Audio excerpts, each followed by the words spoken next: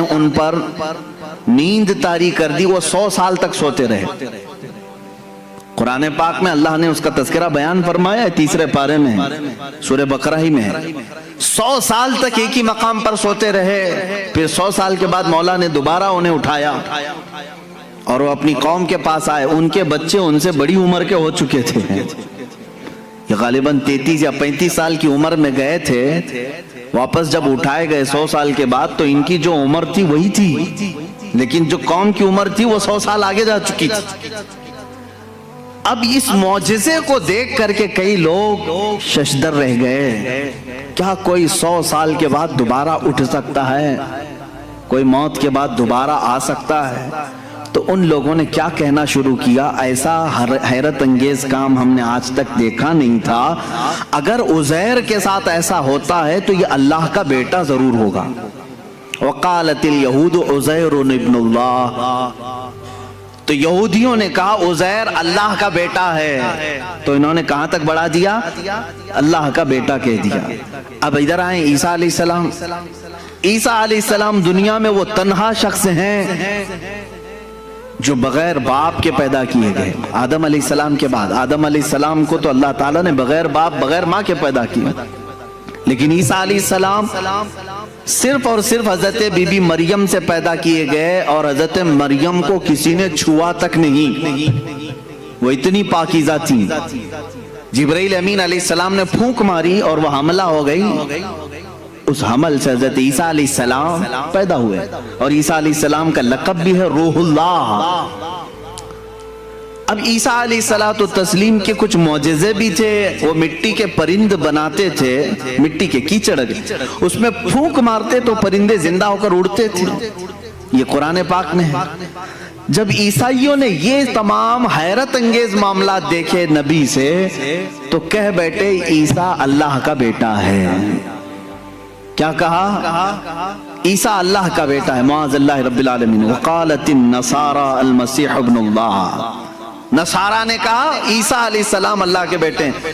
پتہ یہ چلا کہ جب نبی سے کوئی حیرت انگیز کام قوم دیکھتی ہے تو خدا تک پہنچا دیتی ہے۔ عزیر علیہ السلام 100 سال کے بعد دوبارہ اٹھے تو قوم نے کہہ دیا اللہ کا بیٹا ہے۔ عیسیٰ علیہ السلام بغیر باپ کے پیدا کیے گئے اور مٹی کے پرندوں میں پھونک مارتے تو اڑنے لگتے، تو عیسائیوں نے کہہ دیا وہ اللہ کے بیٹے ہیں۔ اب ادھر مکہ مکرمہ میں جو جلوہ رسول دیکھا ہے، رسول کریم صلی اللہ تعالیٰ علیہ وسلم کے ایک آدھ حیرت انگیز کام نہیں ہے، ہر دن ایک معجزے کا صدور ہے۔ کبھی یہ رسول انگلی اٹھا کر کے اشارہ کریں چاند پھٹ جائے، کبھی وہ بے زبان جانوروں سے کلام کریں درخت اکھڑ کر ان کی بارگاہ میں آ جائے۔ تو یہ حیرت انگیز کام جو رسول پاک کے ساتھ ہو رہے تھے، تو اب عرب کے لوگ پچھلی قوموں کی طرح بگڑ نہ جائیں اور رسول کو یہ نہ کہہ دیں کہ یہ خدا اتر پڑا ہے۔ اللہ نے فرمایا رسول آپ کہہ دیں کہ میں بشر ہوں۔ اللہ نے کیوں فرمایا قل انما انا بشر مثلکم، اے حبیب آپ فرما دیں میں بشر ہی ہوں، کہ تم دھوکہ نہ کھا جانا، مجھے خدا مت سمجھ لینا۔ ایک بات یہ بھی ہے، اور دوسری بات ایک بہت بڑے گزرے ہوئے ایک مناظرے کا سبق بھی تھا اس میں۔ ابراہیم علیہ السلام کے ساتھ نمرود کا ایک مناظرہ ہوا تھا۔ نمرود اس زمانے کا ظالم و جابر بادشاہ، جب اس نے دیکھا کہ ابراہیم ہمارے بتوں کی پوجا بھی نہیں کرتا، اور حضرت ابراہیم علیہ السلام کے ساتھ بہت سارے معاملات تھے، وہ ان کے بتوں کو نہیں مانتے تھے، جو ستاروں کی پوجا کرتے ان کی نہیں مانتے تھے، جو چاند و سورج کو پوجتے ان کی نہیں مانتے تھے۔ ایک دن بلایا اس نے دربار میں۔ اب یہ جو مناظرہ ہے وہ بھی قرآن پاک میں آیا۔ حضرت ابراہیم علیہ السلام سے اس نے پوچھا کہ تم کس خدا کو مانتے ہو، آخر کون ہے تیرا خدا؟ قال ابراہیم ربی الذی یحیی و یمیت، میرا رب وہ ہے جو زندگی بھی دیتا ہے اور موت بھی دیتا ہے۔ کون کہا؟ ابراہیم علیہ السلام۔ تو جھٹ سے اس پاگل نے کہا قال انا احیی و امیت، میں بھی لوگوں کو زندگی دیتا ہوں موت دیتا ہوں، میرے پاس بھی یہ کنٹرول ہے، تو مجھے خدا مان لے۔ ابراہیم علیہ السلام نے پوچھا وہ کیسے؟ اس نے اپنے جیل میں سے 2 قیدی نکالے، ایک کو آزاد ہونا تھا، ایک کو پھانسی کی سزا ہونی تھی۔ تو اس نے کہا دیکھو یہ آزاد ہونے والا ہے اور یہ پھانسی پہ چڑھنے والا ہے آج، لیکن جو مرنے والا تھا اس کو آزاد کر دیا، کہا کہ میں نے اس کو زندگی بخش دی، اور جو آزاد ہونے والا تھا اس کا گلا کاٹ دیا، کہا میں اس کو مار دیا، موت و حیات میں بھی دے سکتا ہوں۔ ابراہیم علیہ السلام نے کہا یہ نرا جاہل ہے، موت و حیات کا مطلب اس نے یہ سمجھ لیا۔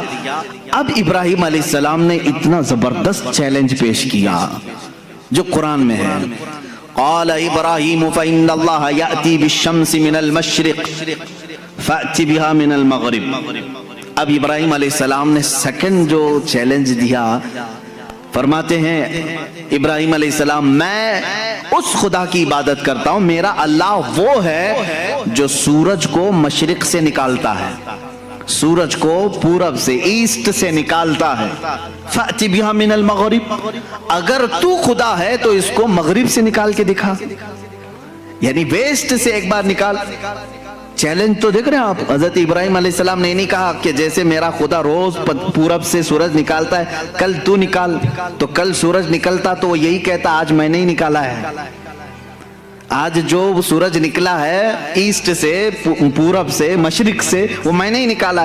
ابراہیم علیہ السلام نے اپوزٹ چیلنج دیا کہ خدا جب مشرق سے نکال سکتا ہے تو خدا مغرب سے نکالنے پر بھی قادر ہے، سورج اس کے کنٹرول میں ہے، تو اگر خدا ہے تو سورج مغرب سے نکال کے دکھا، جہاں سورج جا کے ڈوبتا ہے وہاں سے تو ایک دن سورج نکال کے دکھا۔ قرآن کہتا فَبُهِتَ الَّذِي كَفَرَ، یہ کافر وہاں مبہوت ہو گیا، لاجواب ہو گیا، ختم ہو گیا مناظرہ۔ یہ کب ہوا؟ ابراہیم علیہ السلام کے زمانے میں۔ ہاں اب اس مناظرے میں جیت اور فتح کس کی ہوئی؟ ابراہیم علیہ السلام کس کی ہوئی؟ اس چیلنج کا جواب وہ نہیں دے سکا، لیکن اس مناظرے سے ایک سبق یہ نکلا، ایک نتیجہ یہ نکلا۔ ابراہیم علیہ السلام نے چیلنج یہ دیا تھا کہ جو خدا ہوگا وہ مغرب سے سورج نکالے گا، جو خدا ہوگا وہ مغرب سے سورج نکالے گا۔ یہ اس زمانے کو 2000 سال بیت گئے، اور جب مدینہ طیبہ کے قریب میں مولا علی کرم اللہ وجہہ الکریم کے لیے نماز عصر قضا ہو رہی تھی، محمد عربی صلی اللہ تعالی علیہ وسلم نے ڈوبے ہوئے سورج کو کہاں سے پلٹایا؟ مغرب سے نکالا، سورج ڈوب چکا تھا، سورج کو واپس اشارے سے پلٹایا۔ اب یہاں پر وہ والا مناظرہ پھر سے تازہ ہو گیا۔ ابراہیم علیہ السلام نے تو چیلنج دیا تھا نمرود کو کہ اگر تو خدا ہے تو سورج کو مغرب سے نکال، نمرود تو نہیں نکال کے دکھا سکا، لیکن محمد رسول اللہ صلی اللہ علیہ وسلم نکال کر دکھا دیے ہیں۔ تو اب کسی کا عقیدہ یہ نہ بگڑے۔ ابراہیم علیہ السلام نے کہا تھا جو سورج مغرب سے نکالے گا وہ خدا ہوگا، اللہ نے آیت نازل فرمائی قل انما انا بشر مثلکم، اے رسول آپ فرما دیں یہ دھوکے میں نہ آئے، میں تمہاری طرح بشر ہی ہوں، لیکن میرے عزیزوں ساتھ میں اتنا یاد رکھنا عام بشر نہیں، وہ نوری بشر ہیں، اللہ رب العزت کی ان پر خصوصی عنایات ہیں۔ میں مانتا ہوں اے عقل والو میرا محمد خدا نہیں ہے، مگر دلوں میں یہ نقش کر لو کہ وہ خدا سے جدا نہیں ہے، یہ ہمارا عقیدہ ہے۔ اب یہ نور و بشر کے جو معاملات ہیں یہاں پر کچھ لوگ کنفیوژن پیش کرتے ہیں، ہے نہیں کچھ، لیکن مجھے ضرورت اس بات کی ہے کہ سنیوں کو ان عقائد اور ان معمولات اہل سنت کو میں واضح طریقے سے بیان کر کے بتاؤں۔ میرے عزیزو رسول کریم صلی اللہ تعالی علیہ وسلم کو اگر کسی نے خالص نور ہی کہا اور بشر نہیں کہا وہ بھی گمراہ ہے۔ حضور صلی اللہ تعالی علیہ وسلم کی بشریت کا اگر کسی نے انکار کیا وہ بھی کافر ہو جائے گا، گمراہ ہے۔ ہاں اگر کوئی یہ کہتا ہے کہ صرف وہ عام بشر ہیں تو بھی گمراہ ہے، عام بشر عام انسان کہہ رہے تو بھی گمراہ ہے۔ تو کہنا کیا چاہیے؟ حضور پاک صلی اللہ تعالی علیہ وسلم کے لیے اہل سنت و جماعت کا عقیدہ یہ ہے کہ وہ نوری بشر ہیں۔ نوری بشر کا مطلب یہ ہوتا ہے دیکھنے میں تو بشر دکھتا ہے لیکن قدرت میں نوری مخلوق سے بھی بڑھ کر کے ہے۔ فرشتے نور ہیں، انسان بشر ہے، फरिश्ते नूरी मखलूक हैं, इंसान बशर है। अब रसूल को अगर तुमने सिर्फ नूर कहा तो फरिश्तों में चले जाएंगे, सिर्फ बशर कहा तो सिर्फ इंसानों में। रसूल मलाइका का भी रसूल है, इंसानों का भी रसूल है, इसलिए तुम्हें यह कहना पड़ेगा कि वो नबी नूर वाले भी हैं और बशरियत भी उनके अंदर है। हमारा अकीदा यही है कि वो नूरी बशर हैं। क्या है? नूरी बशर हैं। मेरे अजीजों, अब जिन लोगों ने ये कहा कि रसूल हमारी ही तरह हैं, तो ये तो अकल में नहीं आती बात, अकल में नहीं आती। मैं किसी सादे से मुसलमान को भी उठा करके पूछूंगा, वो तौबा तौबा करेगा, कैसी बात कर रहे हो, रसूल हमारी तरह हो सकते हैं? उलमा की बात तो छोड़ो, मैं आम से बंदे को भी पूछूंगा, क्या तुम इस बात का अकीदा रखते हो कि रसूल हमारी तरह थे? कोई कह सकता है? हरगिज नहीं। हाँ, इस तरह का किन लोगों ने कहा था? दो ही शख्सियात हैं जिनका कुरान में जिक्र है, जिन्होंने रसूल को अपनी तरह कहा था। एक इब्लीस लईन है, शैतान मरदूद है, और दूसरे वो कुफार और मुशरिकीन है जो नबियों को कहते थे, कुरान में है कि ये कैसे रसूल हैं, बाजारों में खाते पीते हैं, हमारी तरह बाजार करते हैं, उठते बैठते हैं, ये कैसे रसूल हैं, ये तो हमारी तरह है। तो काफिरों ने रसूल को अपनी तरह कहा था, या फिर दूसरा कौन? शैतान ने कहा था। अब अगर कोई भी कह रहा हो, इन्हीं दो कैटेगरी में से होगा, इन्हीं दो कैटेगरी में से, या तो शैतान के ये औलाद में से होंगे, वारिसीन में से होंगे, जानशीन होंगे, या सज्जादा नशीन होंगे, या तो फिर कुफारो मुशरिकीन के दलाल होंगे, एजेंट होंगे। कुरान में दो ही लोगों का जिक्र है कि नबी को अपनी तरह कहने वाले कुफार और मुशरिकीन थे और इब्लीस लईन। शैतान ने क्या कहा था जब आदम अलैहिस्सलाम को पैदा किया गया? उसने कहा था मुझे तो आग से बनाया गया, इनको मिट्टी से कैसे ये बराबर हो सकता है, मैं सजदा करूं, ये नहीं हो सकता। बल्कि उसने बराबर क्या, अपने आप को उनसे भी बड़ा समझा। जैसे आज लोगों ने कहा है ना, किताबों में लिखा है उम्मती अमल करते करते कभी नबी से भी बढ़ जाता है। शैतान ने यही कहा था कि मुझे आग से पैदा किया है, मैं आदम से बढ़ गया हूं, ये मिट्टी से है। अजीजा ने गिरामी वक़ार, इस तरह के जुमलों से एहतिराज करो, परहेज करो, इस तरह के डिबेट में जाओ भी मत।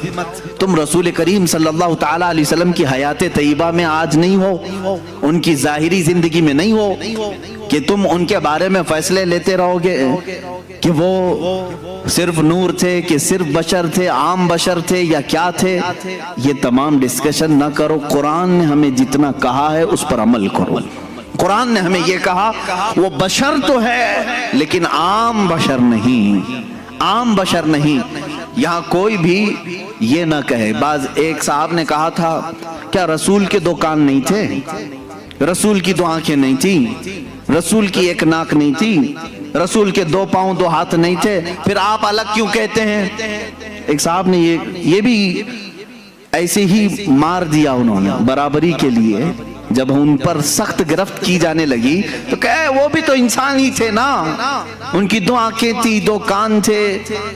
मेरे अजीज, अगर ऐसे ही बराबरी का मामला रहे तो सूअर के भी दो कान हैं, तेरे भी दो कान हैं, कुत्ते की भी दो आंखें हैं, तेरी भी दो आंखें हैं। क्या मैंने कभी कहा कि तू देखने में कुत्ते की तरह दिखता है? मैंने नहीं कहा।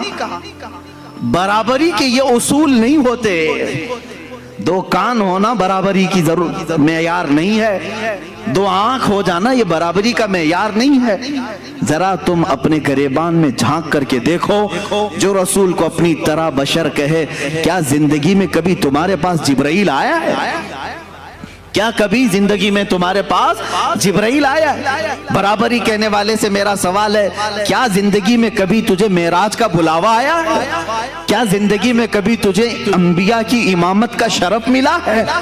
क्या कभी तेरी जिंदगी में ऐसा हुआ कि तू सो गया हो, जन्नत से तुझे खिला पिला दिया गया हो? वो खुसूसियात तो मेरे मुस्तफा को अता थी, یہ رسول کریم صلی اللہ تعالیٰ علیہ وسلم کی عنایات تھی۔ اللہ کے نبی صلی اللہ تعالیٰ علیہ وسلم عید کی نماز پڑھانے کے لیے مدینے سے باہر تشریف لائے ہیں اور کھلے میدان میں نماز پڑھا رہے ہیں۔ صحابہ فرماتے ہیں جب تک میرے آقا صلی اللہ تعالیٰ علیہ وسلم خطبہ دیتے رہے، نماز پڑھاتے رہے، آسمان کا ایک ٹکڑا ابر بن کر چھاؤں پیش کرتا رہا، سایہ بن کر کے سایہ افغن رہا، اور ہمیشہ میرے آقا صلی اللہ تعالیٰ علیہ وسلم جب کبھی دھوپ میں چلتے تھے تو آسمان کا ایک ٹکڑا ساتھ ساتھ چلتا تھا۔ کیا تیرے بھی یہ خصوصیات ہیں؟ تجھے یہ خصوصیات دی گئی ہیں؟ اللہ کے نبی صلی اللہ تعالیٰ علیہ وسلم کی ہر چیز کو پاک کہا گیا ہے، ان کے لباس کو پاک کہا گیا ہے، ان کے جسم سے ریلیٹڈ ہر چیز کو پاک کہا گیا ہے۔ کیا تیرے لیے یہ خصوصیات ہیں؟ میں نے اس سے قبل حضور پاک صلی اللہ تعالیٰ علیہ وسلم کے معجزات کے بیان میں بھی عرض کیا تھا، ان کا لعاب پاک جس چیز پہ لگ جائے وہ شفایاب ہو جائے، ان کا دست مبارکہ جسے لگ جائے وہ آگ میں نہ جھلے، وہ اپنا قدم ناز پتھر پر رکھیں تو وہ نقش اپنے سینے پر لے لے۔ یہ خصوصیات میرے مصطفیٰ کریم صلی اللہ علیہ وسلم کی ہیں۔ تو برابری کا دعویٰ کرنے والا ان میں سے کوئی ایک چیز لا سکتا ہے؟ جب نہیں ہو سکتا تو اس طرح کی اندھا دھند تیر اندازی بھی نہیں کرنی چاہیے، ادھر کی ادھر کی پھینکا پھینکی نہ کریں۔ دین کے معاملات میں امت کو ادب سکھایا جائے تو ہم پوری زندگی عمل کر کے بھی کسی صحابی کے درجے کو نہیں پہنچ سکتے، رسول بہت دور کی بات ہے۔ اللہ کے نبی صلی اللہ تعالیٰ علیہ وسلم کے متعلق یہ عقیدہ رکھیں کہ وہ نوری بشر ہیں۔ کیا ہیں؟ وہ نوری بشر ہیں۔ اب یہاں سے معاملہ ہے رسول پاک صلی اللہ تعالیٰ علیہ وسلم کی حیات کے متعلق۔ ظاہر سی بات ہے تم جب یہ عقیدہ رکھ لو گے کہ وہ عام بشر نہیں ہیں، تب اس ایکسپشن سے بہت سارے عقیدے آپ کے نکلیں گے۔ اگر کوئی آپ سے یہ سوال کرے کہ میاں سارے لوگ قبر میں جاتے ہیں، سب کا اختتام قبر ہے، دفن کیا جاتا ہے، سب مٹی میں ملتے ہیں، رسول کے ساتھ بھی ایسا ہوا ہوگا، تو آپ یہ کہیں یہ عقیدہ یہیں سے شروع ہوا جہاں تو نے رسول کو اپنی طرح سمجھا، اپنی طرح سمجھا، وہیں سے تو نے یہ بھی ریزلٹ نکال لیا ہمارے مردے سڑتے ہیں تو رسول کا بھی جسم پاک اس طرح ہو گیا ہوگا، معاذ اللہ رب العالمین۔ تم یہاں سے عقیدہ بدل لو، رسول ہماری طرح نہیں تھے، آگے کی ساری منزلیں محبتوں میں تمہاری شمار ہوں گی، ساری عظمتوں کے تم قائل ہو جاؤ گے۔ حضور پاک صلی اللہ تعالیٰ علیہ وسلم کے بارے میں اگر میں یہ کہوں، ان کے جسم ناز کی بات تو چھوڑو، 14 صدیاں گزر گئیں، ان کے جسم پاک سے کٹے ہوئے بال جو آج بھی رکھے ہیں وہ سڑ گل کر کے کہیں ختم نہیں ہوئے، نہ ان کو آگ جلا سکی، پوری کائنات میں آج بھی وہ روشنیاں بکھیر رہے ہیں، ہزاروں عشاق کے سینے میں عشق مصطفیٰ جلا بھی رہے ہیں، جلا بخش رہے ہیں، تو رسول پاک کے جسم ناز کی کیا بات ہے۔ بلکہ بزرگوں نے فرمایا وہ حصہ جو رسول پاک کا جسم لگا ہوا ہے قبر پاک، اس کو کہا گیا ہے وہ عرش اعظم سے بھی افضل ہے۔ ادب گاہست زیر آسماں از عرش نازک تر، نفس گم کردہ می آیت جنید و بایزیدی جا۔ فارسی میں کہا گیا ہے عرش سے بھی نازک ترین ایک جگہ ہے آسمان کے نیچے۔ کون سی جگہ ہے؟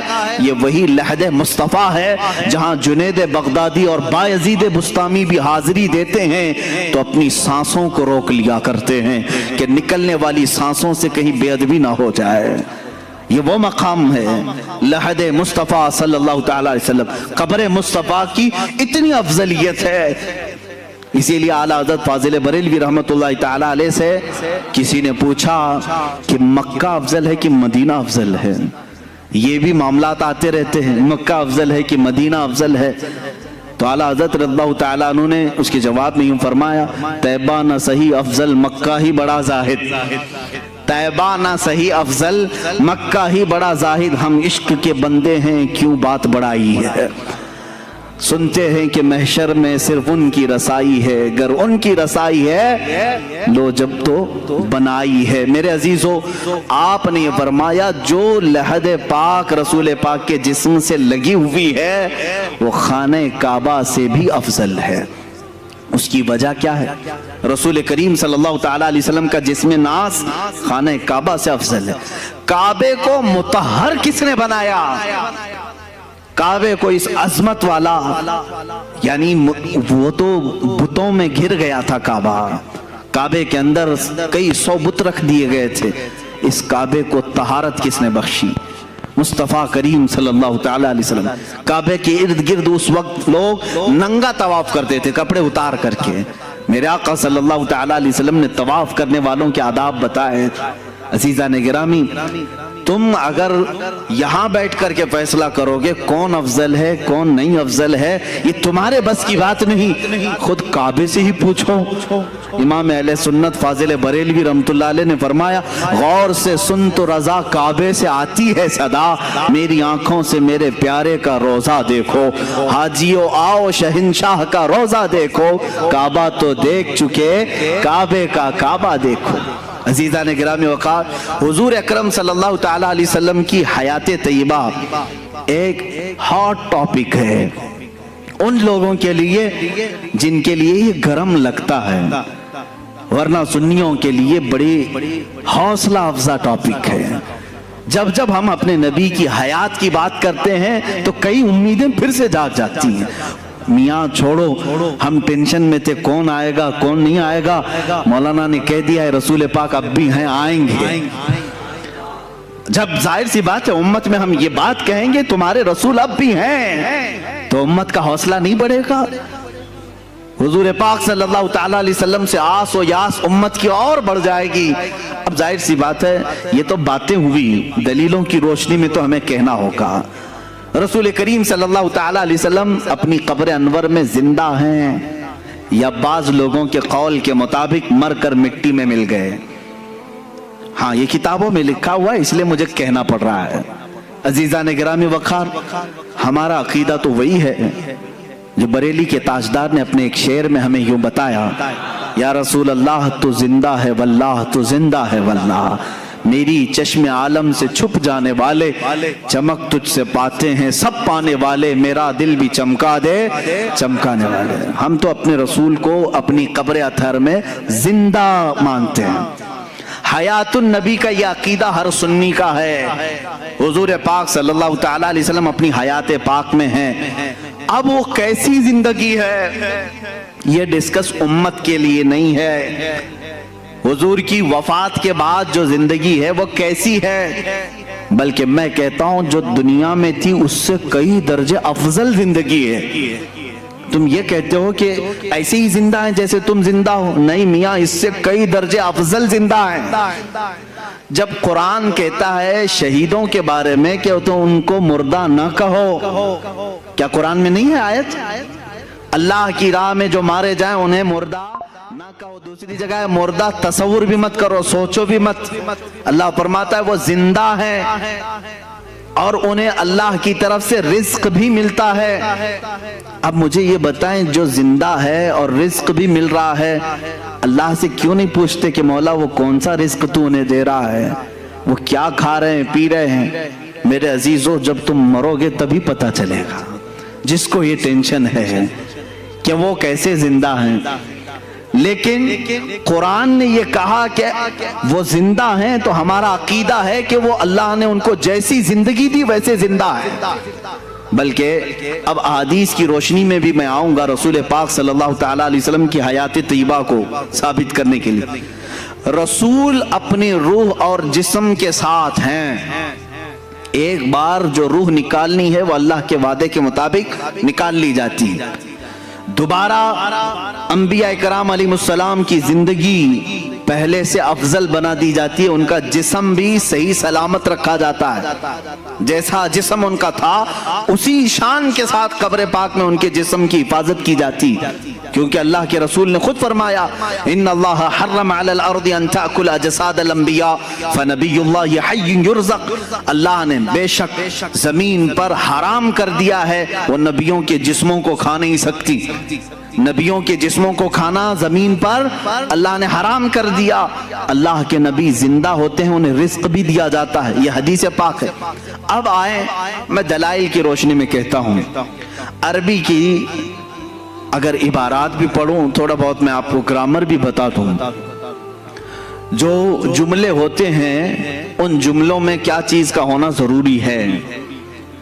اب مثال کے طور پر میں کہوں زید عالم ہے، زید عالم ہے، اس کا مطلب کیا ہے؟ پریزنٹ میں بول رہا ہوں میں یا کہ پاسٹ میں بول رہا ہوں؟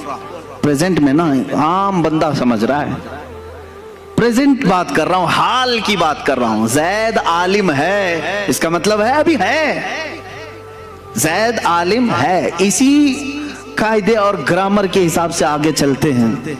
جب لفظ ہے آتا ہے تو وہ پریزنٹ کو پیش کرتا ہے، حال کو پیش کرتا ہے۔ اب آؤ میرے عزیزو، اس پر تو پورا اسلام کھڑا ہے۔ تمہارا کلمہ کیا ہے؟ لا الہ الا اللہ محمد رسول اللہ۔ کلمہ ہر مسجد میں ملے گا، ہر جگہ تمہیں ملے گا، ترجمے کے ساتھ بھی ملے گا۔ لا الہ الا اللہ کا ترجمہ کیا ہے؟ کوئی معبود نہیں اللہ کے سوا، یہ ایک ہو گیا، ہم نے نفی کر دی۔ دوسرا ورڈ آتا ہے محمد رسول اللہ ہے، یہ اب اس کو ہم ملا کے پڑھتے ہیں محمد رسول اللہ، محمد اللہ کے رسول۔ کیا کہہ رہے ہیں؟ محمد اللہ کے رسول۔ پاسٹ میں تھے کہا میں نے، آپ ترجمہ کبھی کلمے کا یوں کرتے ہو محمد اللہ کے رسول تھے؟ نہیں، ہمارا ہر بچہ ترجمہ یہی کرے گا محمد اللہ کے رسول ہے۔ یہ اس بات کی علامت ہے کہ رسول آج بھی زندہ ہیں۔ میرے عزیزو، ہم مردہ رسول کو مانتے تو یہ کہتے وہ اپنے زمانے میں رسول تھے۔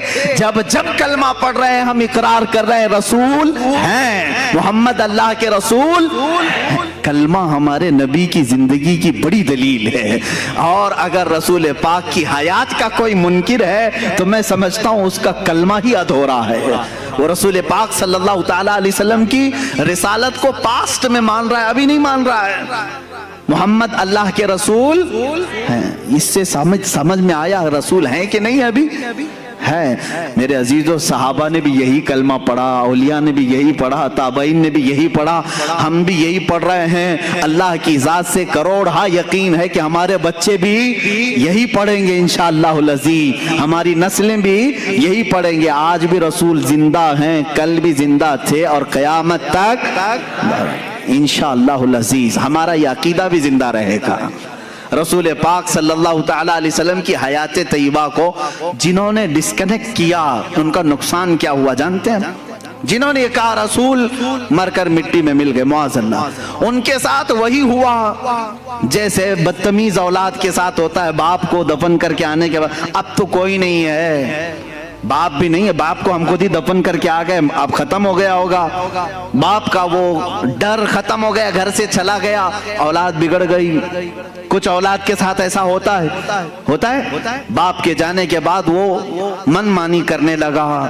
میرے عزیزو، جس کا تصور یہ ہے رسول اب بھی زندہ ہے اور مجھے دیکھ رہے ہیں، اس کے دل میں ہمیشہ اپنے رسول کی عظمت برقرار رہتی ہے، ہمیشہ اپنے رسول کے بارے میں اس کے دل میں ایک ہیبت رہتی ہے۔ اللہ کے رسول ہیں۔ جب مدینہ طیبہ جاتے رہتے ہیں، کیا سوچ کر جاتے ہیں لوگوں؟